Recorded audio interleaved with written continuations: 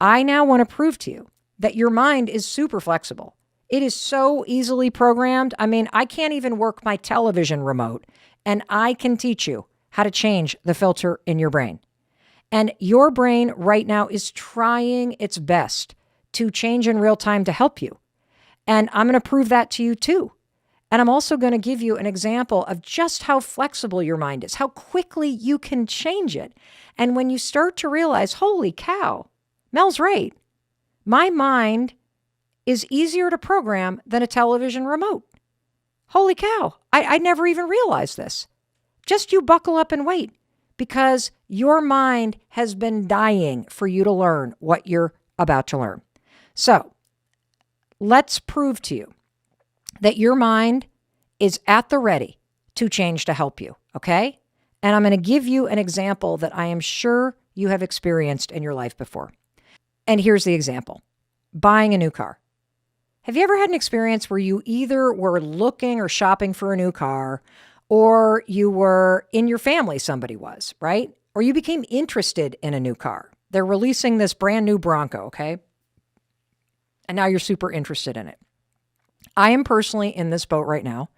I drive a 9-year-old car, 2014. I love this car, but it's time. It seems like the engine light is on every other week, and every time I take it to get fixed, it's like a $500 bill. And so the thing is paid off, but I'm like, 9 years, maybe it's time. It's getting to the point. I love my car, but maybe I should get a new car. And the truth is, I'm not really a car person. I don't really give a shit about cars. I just want the car to be comfortable. I want it to work. I want it to be reliable. I want the seats to have heaters in them and the steering wheel to be a seat heater thingy. I always mix those words up, but that's kind of what I care about. So I don't really think about cars. But you want to know what? The second I started truly considering, maybe it's time to get a new car. Do you know what I saw everywhere? I'm like, holy cow.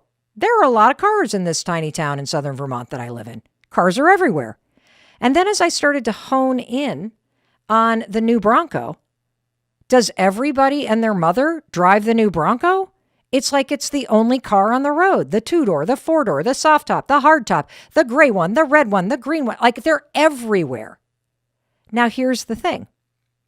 A couple months ago, when I was happily driving my 9-year-old car before the brake light has been on consistently for 3 months, a few months ago, I had never seen a Bronco up here in southern Vermont. The only Bronco that I had ever seen was the one that my brother bought a year ago, and he lives in Chicago. But now that I'm interested in Broncos, I see them everywhere.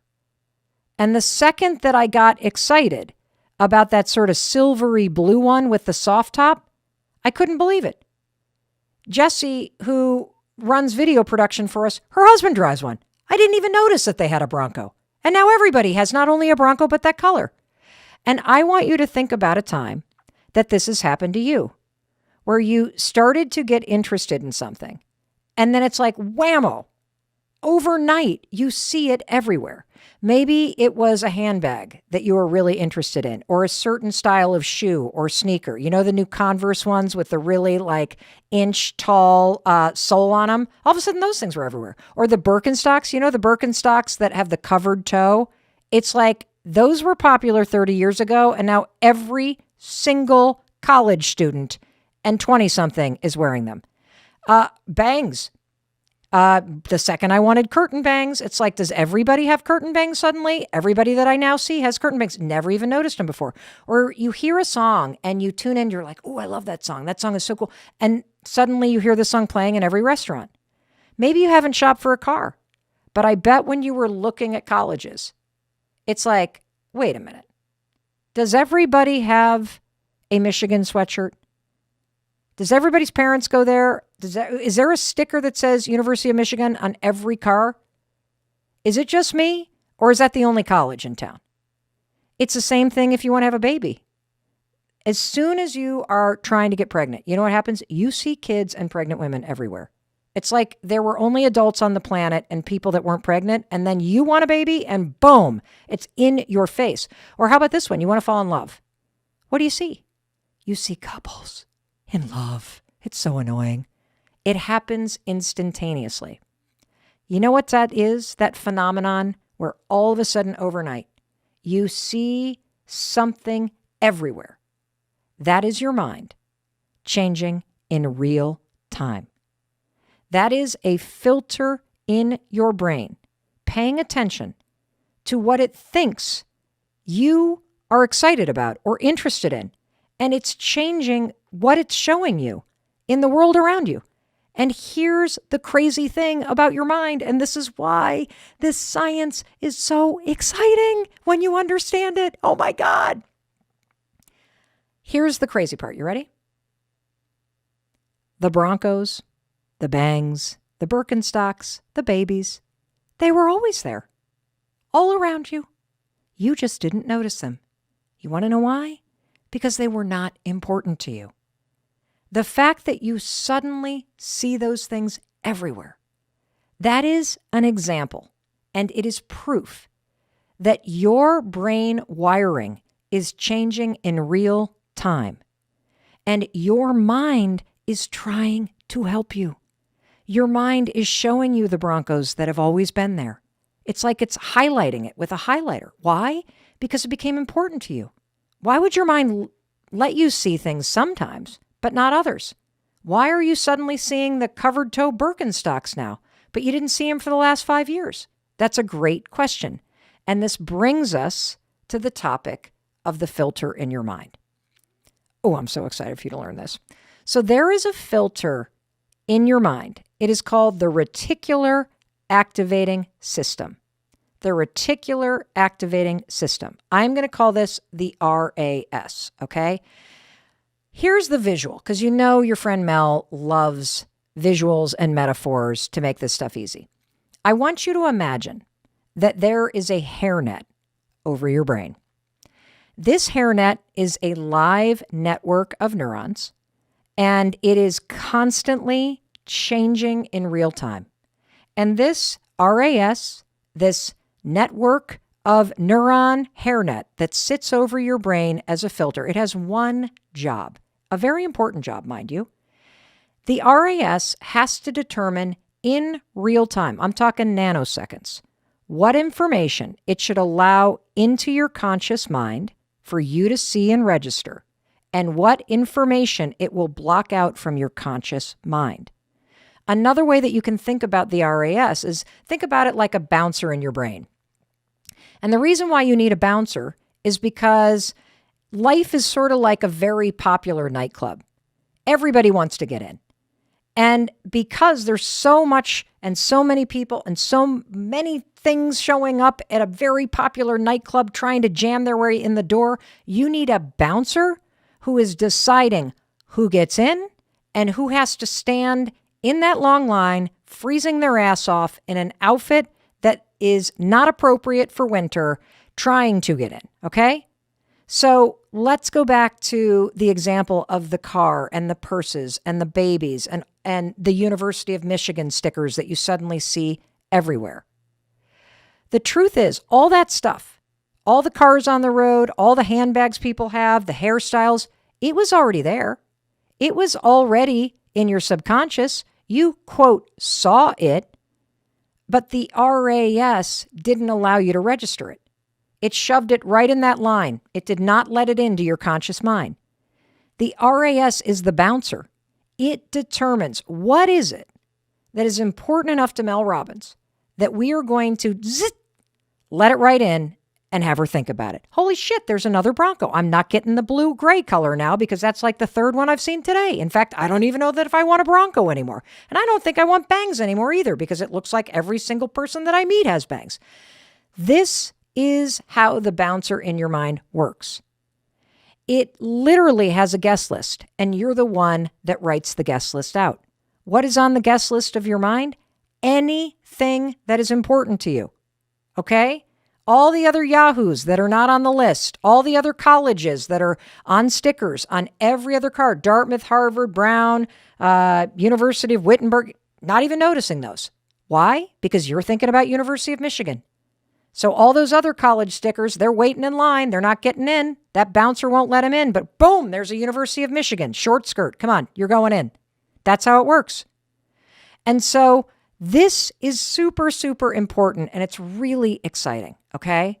It's really exciting because when you understand that there's this electric hairnet on your brain called the RAS that works like a bouncer at a popular nightclub, we can tell that bouncer what you want, who you want to let in. It's that simple. And there's another important reason for the RAS and why you need a bouncer, okay? And the reason is information overload. It's just impossible for the human brain to consciously process all the data that is coming in through all five senses. If you just take a second and look around, and if you're driving a car, please do not take your eyes off the road. But look around wherever you are right now. There is so much stuff all around you, whether it's 50 license plates on the road ahead, every single make and model of the car, road signs as you're passing, the speedometer, the music input coming in, feeling your rear end on the seat, the air blowing out of the vents, all that happening in a car. The perfume somebody's wearing, all that stuff is information coming into your brain. If you're sitting at a home office or you're sitting at home, think about all the books. I'm looking up at our production calendar. There's all these bazillion Post-it notes, and I've got Jesse standing right there, and I've got 6 chairs and my purse, and there is a kitchen towel that I just noticed on the floor of our office, just laying there. I must have carried it up, just a dish towel laying there in the office. Now I'm focused on it because I put my attention on it. But your RAS cannot allow you to consciously process absolutely everything you can hear, smell, feel, taste. What's the other one? Smell, taste, touch. Can't do it. Your head would explode. And so your RAS, this bouncer with the list of what's important to you, it has to decide every nanosecond of every day what it's going to let in and what it's going to block out. And so this is important because the way that it programs what comes into your conscious mind is based on what it thinks is important to you. That's it. What it thinks is important to you. And here is where the life-changing opportunity is for you and me and everybody that you know. When you get intentional about purposefully telling this bouncer what you want to see, whether it's Broncos or it's a certain handbag, or heck, now it's the University of Colorado. That bouncer will change up the list. The RAS reprograms itself in real time. It changes the filter. This is a live network in your brain. It changes in real time to help you see those things that are important to you. That's what you're experiencing when you suddenly see the car that you're interested in all over the road. And today, you're going to learn how to use that scientific neurological fact to your advantage, because you're going to give yourself a mindset reset. So let me recap what we've learned so far, because it's a lot.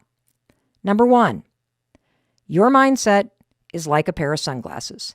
It filters the way you see yourself, the world, your future, absolutely everything. Your mindset triggers whether or not you take action or you don't take action at all. The second thing that you've learned is that when you change the lens through which you view the world from something pessimistic and darker to a worldview that is more rosy and action-oriented, it's going to lead to a happier and more action-oriented life. And this is according to both research and common sense. Third, you've now learned that there is this filter in your brain, this super cool thing called the reticular activating system. It changes in real time. It is flexible. It is alive. It is a network of neuron acting like a bouncer, keeping people out of your mind, letting some things in. And right now, it's only acting based on what it thinks is important to you. And fourth, you have learned that when you get serious and intentional about what you want to see, whether it's babies or Broncos or it's bangs, this filter in your brain will change in real time to help you achieve it. Period. Full stop. This is science. Now, we're going to take a second and hear a quick word from our sponsors. But when you come back to me, I'm going to explain how your mindset is connected to that filter in your brain. And I have a super simple, really cool little tool that you're going to start using today to put this science around your filter to work. And your brain, it is going to start working for you. We'll be right back. Whew. Okay. So let me just set the table again. I like to do that because when I listen to podcasts and I hear all the ads, I completely forget what we've talked about by the time I get back to the show. So we've been talking about your mindset, and we've also started to scratch the surface at this thing called the reticular activating system. This is that live filter in your brain that is flexible and capable of changing in a nanosecond to help you. So now I want to go a layer deeper, and I want to start to apply this flexibility in your filter to changing your mindset. So let's start with this question from a listener named Peter.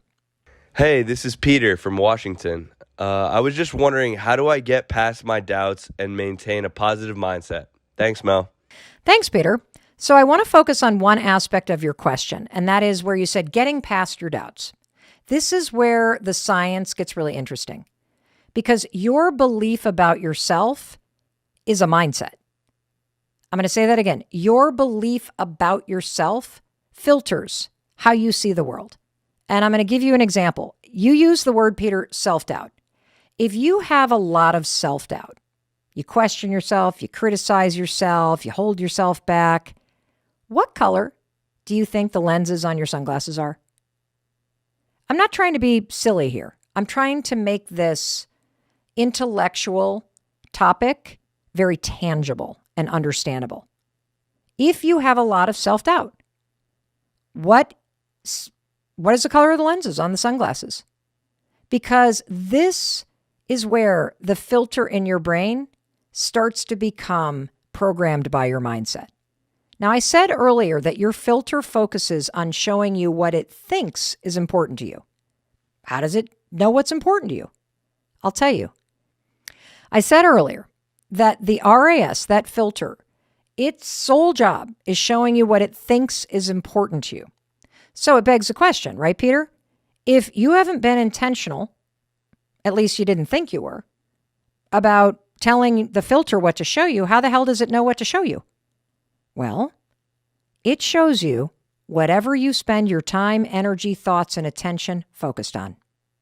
So, going back to your question about self-doubt, if you doubt yourself, right, you put a lot of energy into doubting yourself. It's not just one thought. You probably do it all day long. Your thoughts are critical, you hesitate, you don't speak up, you hold yourself back. All of that is energy that makes your RAS think that doubting yourself is important. If you doubt yourself and you go into work, you know what happens to you at work? You don't see the 15 things that you do right. You know what you obsess over? The one thing you've done wrong. That one email that you sent that was a screw up, that one customer that you didn't quite do a good job with, the one thing you've done wrong is all that you can focus on. Well, when you start to doubt yourself, this is where the RAS starts to make it worse. Because your RAS sees you spending so much energy and mental fuel in criticizing, doubting, and hesitating. And so your RAS thinks, oh my gosh, ding, ding, ding, Peter thinks it's important for him to see what's wrong. And so your RAS blocks the 15 things that you did right. You know what you did today, Peter? You sent 32 emails. Great job. You didn't see it, though. You did a great job with those 5 customers. You're not giving yourself credit, though. You were amazing in that meeting earlier. Not getting credit for that either. But the one email, that bouncer's like, come to the front of the line. I'll take the email that is negative with the short skirt, and that email is getting in. Just like a dark pair of sunglasses shades everything. When you doubt yourself, it shades your mindset toward self-doubt. And then your brain gets involved. When the email from your boss comes in, hey, can you stop by my office before you leave today? How do you think Peter's RAS interprets that email if he doubts himself? I'll tell you how. When he reads, "Can you stop by my office before you leave today?" his RAS goes, "Oh shit." Because you've trained it to look for things that aren't right. By putting so much time and energy into focusing on your self-doubt, you are also training the filter in your brain to filter out everything that's going right and to focus only on the one thing that's going wrong, thereby magnifying the self-doubt. Let's go back to an earlier example. Remember that pessimistic friend sitting on the beach that's bitching that lunch hasn't come? Or that pessimistic relative that is bitching about the family member that's halfway across the tent? It's all they see. They can't even see the beautiful water or the happy couple or anything else good. Why? Because their pessimism is what has programmed their reticular activating system. This is how mindset and the filter in your brain get linked. They become fused together. All you see is the reasons you should doubt yourself. It's how you feel. So first it starts with a mindset. You're thinking negative thoughts, and then your filter gets involved. And next thing you know, you're just seeing more and more and more and more reasons to doubt yourself. And here's something that you may be thinking right now. Why is my brain doing this to me? Why is my brain against me? Your brain is not working against you. It's just responding to where your mindset and all your energy is going. That's it. It follows your energy and your focus. And this is the good news, okay? If you get intentional about searching for reasons to feel proud, or for the small wins, the 15, 32 emails that you sent, the good things that you did, the places where you're showing up, your mind will spin like a top. And all of a sudden, just like you saw Broncos and babies and Birkenstocks, instead of seeing the one thing that you did wrong, you will see the 15 things that you did right. This is not a joke. It's hard science. This also, by the way, ties right back into the endless science about the power of a gratitude practice. A gratitude practice is a way to train your mind. A gratitude practice is teaching the RAS that being grateful and taking times to savor beautiful moments and focusing on things that you're really proud of and you appreciate, that's important to you, so you see more of it. That's how this all works, hand in hand. And I want to give you one more example, okay? Because I think this is challenging at times to see in ourselves because we're so used to seeing the world through a certain lens that we don't even realize we're wearing sunglasses. But it is kind of easy to spot in other people.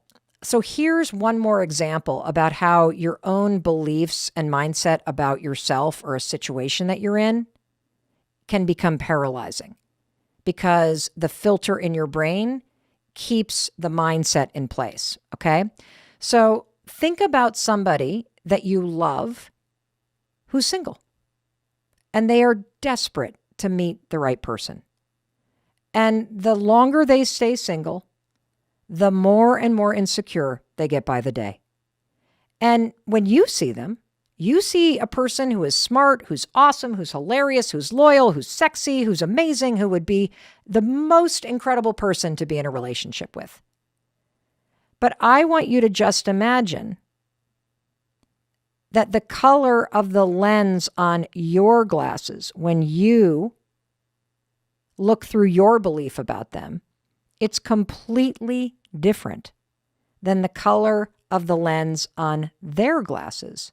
When day in and day out, all this person can think is, why can't I find somebody? I'll never find somebody. Why does everybody else have somebody? I see all my friends getting approached at the bars. I see my friends getting asked out. Why am I not getting asked out?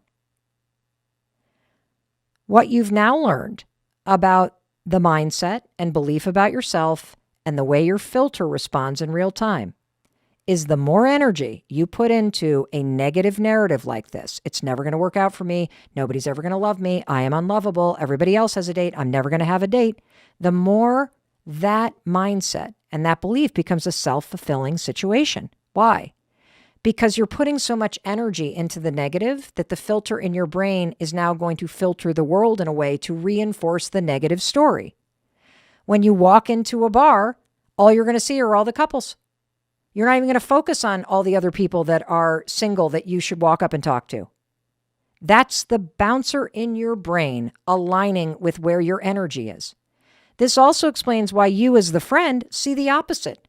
And you can tell the person over and over and over again, you need to calm down. You're amazing. You are going to find an amazing person.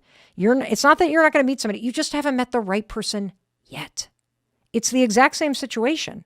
But because both of you have different mindsets and beliefs about the situation, you see it through a different lens. And you both believe, by the way, that your belief is the truth. And this simple example highlights how your mindset and how you view the world impacts the filter in your brain. Because the more that this carries on for your friend, the less your friend is going to put themselves out there. Because they're slowly convincing themselves that this is never going to happen, so why bother? And the more that you see them pulling back, the more that your belief is going to become, but you need to, but you're the one holding your back.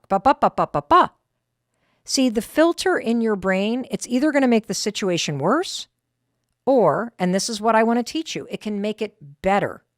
But that depends on your ability to get serious about programming it.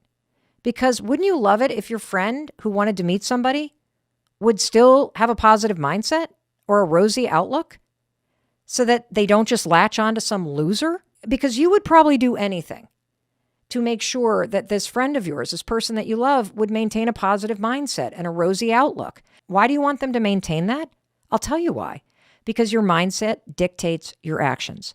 And if you can stay positive, if you can stay optimistic, if you can keep saying to yourself, there is nothing wrong with me. I just haven't met the right person yet.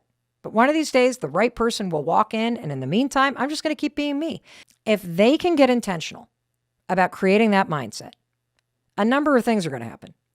They're not going to become insecure.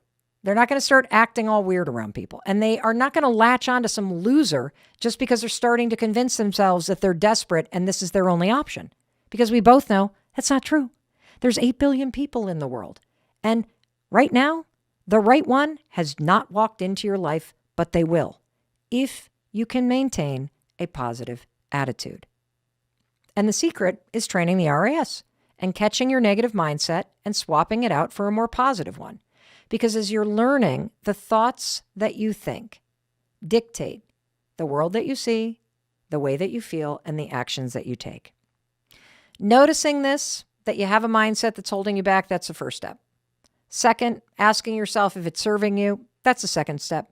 And the third step, you just got to get serious about making your mind work for you, because you can. If you're breathing, you can change this.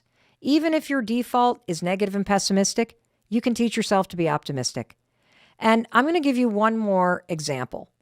If you are somebody that loves social media, if you've ever seen the Instagram Explore page or the TikTok Discover page, you'll notice that it changes in real time because those pages are filters and they respond to what it thinks is important to you.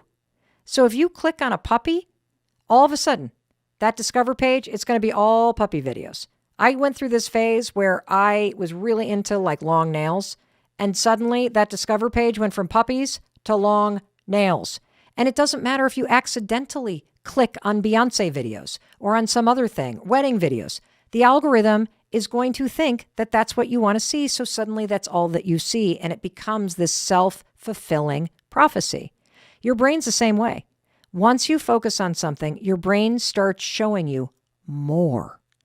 My daughter had this huge breakthrough about how she felt about herself based on social media and on her brain. Because she realized, oh my God, my Explore page, it's all fitness models. And it's fitness models that are in photos of waist trainers and wearing body makeup and taking these crazy filtered photos in these contorted positions to make themselves look like they have a waist that's 2 inches small. I mean, of course she felt like shit about her body. Why?